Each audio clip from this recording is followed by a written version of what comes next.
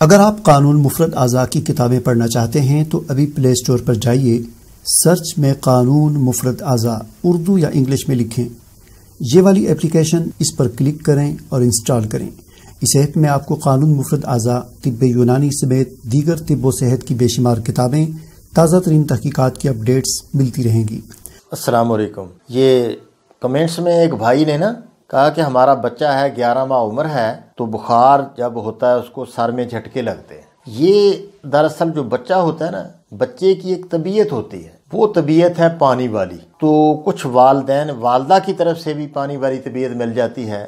مثلا جس والدہ کا دوران پیٹ بچہ جب تھا تو اس کا بلڈ پریشر کم تھا، تو وہ جو اس کی والدہ ہے وہ بھی اعصابی طبیعت رکھتی ہیں، کیلشیم والی طبیعت مثلا، تو ان کا بلڈ جب کم تھا تو اس بچے کا بھی بلڈ ایک طرح کم ہے، اور اس کا مزاج ٹھنڈا ہے جب عورت کا، تو اس بچے کا مزاج بھی تر سرد ہے۔ یعنی تر سردی جب ہوتی ہے تو جگر کمزور ہوتا ہے، تحلیل ہوتی ہے، نیچے ہوتا ہے جگر، اپنی حالت سے نیچے ہوتا ہے۔ تو اس بچے کی بھی یہ وجہ ہے کہ نیچے ہے، تو اس کو جب بخار ہوتا ہے تو یہ اعصابی بخار ہے۔ ایک تو اس کی والدہ جو ہے، اب 11 ماہ کا بچہ دودھ پیتا ہوگا، اس کی والدہ کو دیا جائے آملہ، مربع آملہ آپ لے لیں، وہ ایک اپنا دانہ صبح دوپہر شام یہ کھائے، ٹھیک ہے؟ اس کے دودھ کے اثرات بچے پر مرتب ہوں گے اور بچے کو بخار نہیں ہوگا، اور کچھ حرارت مہیا کریں۔ آملہ بھی کھلائیں، اور لونگ، دار چینی، جلوتری،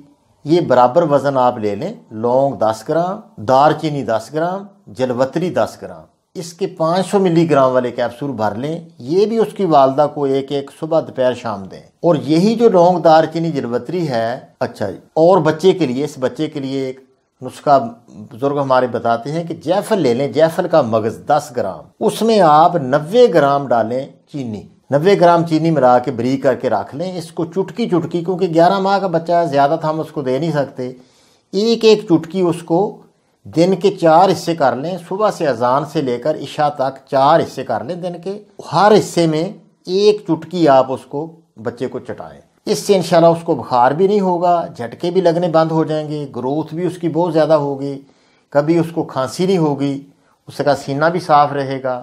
یہ بچے کی گروتھ ہر طرح ماشاءاللہ، یہ ذہین بھی بچہ انشاءاللہ بہت ہوگا، بڑھوتری بھی بہت زیادہ ہو جائے گی، سارا مسئلہ انشاءاللہ یہ اس سے اس بچے کا حل ہو جائے گا انشاءاللہ العزیز بفضل خدا تعالی۔ السلام علیکم ورحمۃ اللہ۔